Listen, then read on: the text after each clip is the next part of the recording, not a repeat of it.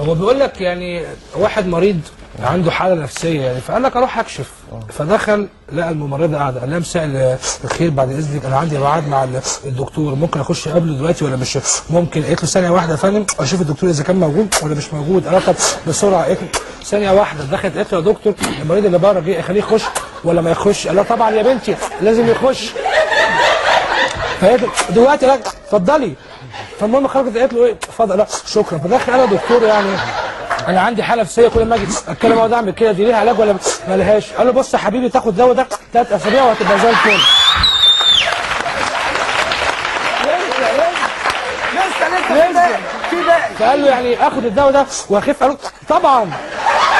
فالمهم راح ورجع بعد اسبوعين، دخل افتكرته الممرضه، قالت له اهلا وسهلا. لا ولا اهلك ولا صاحبك، اجي عندي بقى.